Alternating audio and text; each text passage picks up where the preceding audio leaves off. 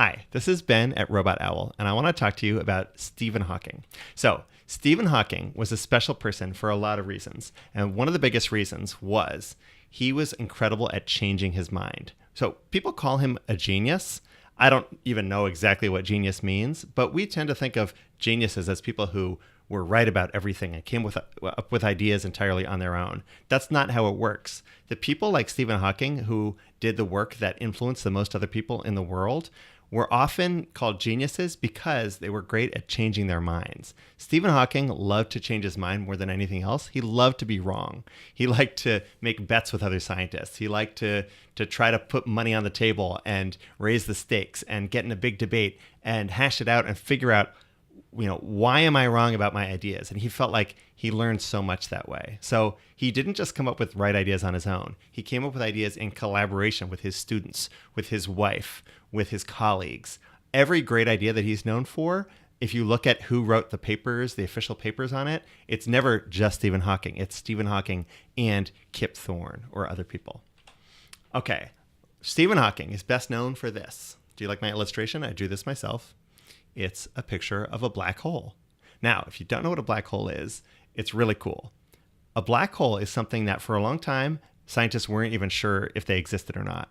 They said it should be that when a star gets really old, like the sun, that it burns out all its fuel and it doesn't have any of that fuel burning energy pushing it out anymore into the rest of the universe. Instead, its gravity should start to make it crush inwards and crush inwards and crush inwards so small that all the entire big sun would turn into just something smaller than a speck of dust. It would be all of that weight, all of that incredible weight, way heavier than many Earths put together, crushed into the tiniest point imaginable. And they said that would be so heavy that not only would it suck in anything nearby, if there's a planet nearby, it would get sucked into that tiny point too and be extra heavy. Or if there was a person or a spaceship, they'd get brought into that and crushed. But they said it would be so heavy, the gravity would be so high that it would even pull in light. So if you were in a spaceship right next to a black hole and you shone a flashlight away from the black hole, the light that you shone away from the black hole would turn around and go right back into the black hole. So light wouldn't even be able to escape the black hole. That's what makes it black. No light can escape. So if you tried to shine like the brightest light ever onto a black hole to see it, you wouldn't see anything because none of that light would come back to you. It would all stay in the black hole forever. That's what made it black. People didn't know if black holes were real or not. It was just an idea that they thought, it should work. I mean, if you think about it, if something could be that heavy, wouldn't it be so heavy it would pull in light? So Stephen Hawking and some other scientists actually made a bet about it. They made a bet about whether they could find a black hole. And Stephen Hawking loved studying black holes. So he wanted there to be black holes, but he bet that there weren't black holes. He bet that they wouldn't be able to find a black hole because he actually secretly wanted to be wrong. So one interesting candidate for a black hole was a star or a sort of star. They weren't sure exactly what it was. Now, it was in the sky near a constellation called Cygnus. Cygnus is Greek for swan. Can you sort of see it? It's sort of in the shape of a bird maybe, or a swan. So this big bright star that's kind of in the middle, right next to that star is actually a super bright star. Can you see it? You can't because it shines in a color we can't see. Humans just can't see that color. There's a lot of colors that we can't see. We only see a little bit of the colors there are. So robots can see that color. So it shines in a light only robots can see, and special digital cameras that we make that are good at seeing that kind of color. We were able to detect it and name it, and they gave the star a really cool name. So it's called Cygnus X1. Isn't that a cool name? Cygnus X1. So it shines in a color we can't see. By the way, I wish we could see that color, because when you take Scotch tape and you tear off a piece of Scotch tape from the roll and it makes that kind of satisfying sound, it's actually letting off sparks that are in that color. And if we could just see that color, we would see the sparks. It'd be really cool, but we can't see them. So you just have to know that there's invisible sparks happening every time you pull a piece of Scotch tape off the roll. So there's this star that shines super bright. It's as heavy as 15 suns put together, 15 of our sun. And it's right next to this bright star, but it shines in a color only robots can see. That's pretty cool, first of all. So that's the star that Stephen and his friend Kip, a colleague of his who we love to collaborate with, they made a bet about it. Kip said, that's a black hole. There's a black hole in there, and only around the edge of the black hole is it able to kind of shine this colored light off. But the middle of the black hole, we won't be able to see anything. And Stephen really wanted that to be true, but he said, I bet it's not. And years later, he said, I'm so happy to admit that Kip was right and I was wrong. And they found the first black hole ever. Okay. One thing about Stephen you should know is he had the most unusual typewriter in the world, the most unusual keyboard, I should say. So my question for you is, how would you use a computer if your keyboard only had one key? Because that's how many keys Stephen Hawking's keyboard had. One key. Now, it didn't actually look like this. This is a different one-key keyboard. But Stephen Hawking had a condition called ALS. It's a super rare condition. Almost nobody gets it. And what happens when you have ALS is one by one, the different muscles in your body stop working. They stop responding to your brain's commands. So first he kind of had trouble walking and would stumble and fall. And eventually he stopped being able to speak and to eat on his own and chew. And eventually his mind was totally fine. He was able to think, he was able to love his family, but there was only one muscle in his body left that would do what he wanted, and that was his cheek, his right cheek.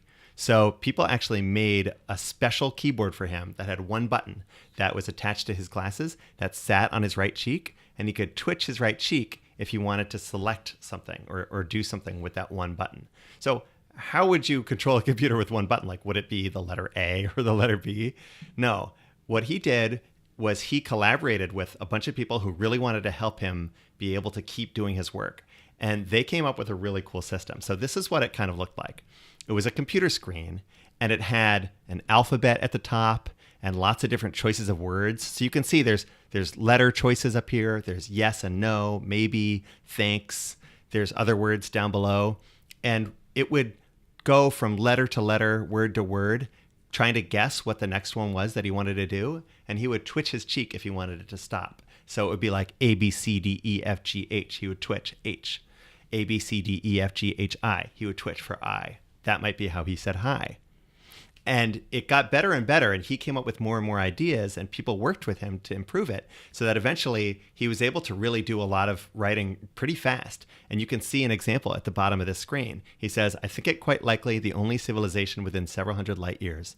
He's talking about alien life. We'll get back to that. So he was actually able to write not just a book, but write multiple books this way. Pretty amazing. He was called by some the patron saint of time travel, because he loved to think about how time works. Now, we normally think of time as like a super simple thing. It just goes forward. That's it. But he came up with all these different kinds of situations where time either might or probably does not quite go how we expect. It turns out when you look at the tiniest things in the universe, they don't actually obey the regular ways that we think time should work. And he even came up with some ideas about how it might be that time goes forward through the whole universe and the history of the whole universe. And eventually there might be a time when the universe slows down and time turns around and time rewinds backwards all the way back to the Big Bang, and just how the Big Bang started the universe, that everything would go back down to a single point at the end of the universe. That was something he wasn't sure could be true, but he came up with a way that it might be true. One of my favorite things that he ever did was he worked on the question of what is the shape of the universe. Now, that might seem like a pretty obvious question. Like, it's just a big place. You can go up and down and left and right, whatever. You could fly to another galaxy. But here's the thing. No one really knows what would happen if you kept going and you tried to get to the limit of the universe. Like, would you hit a wall? Or would there not be any stars left and you'd just be in the middle of space as far as you go and you'd have to turn around to get to any planets and stars and things? Nobody really knows. But he and a colleague of his came up with some ideas about how the universe might be shaped. And one of their clues was they said, there's a lot of things that don't go on forever, but you could keep moving forward through them forever.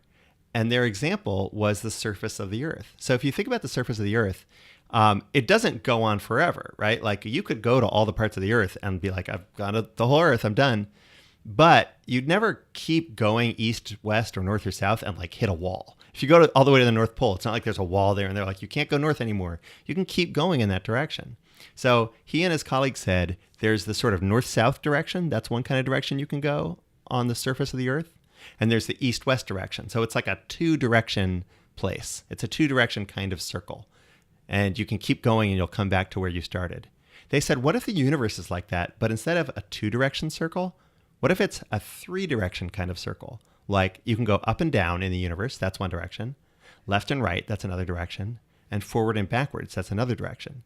They said, what if any direction you pick, if you flew a spaceship far enough, you would come back to where you started?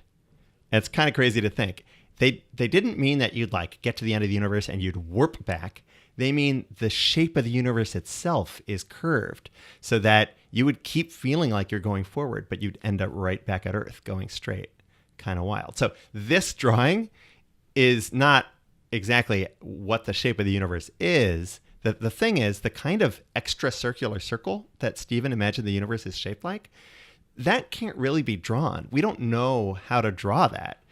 But artists and mathematicians really like to try. They like to come up with ideas for, how can we kind of represent this idea so people can see how it might work?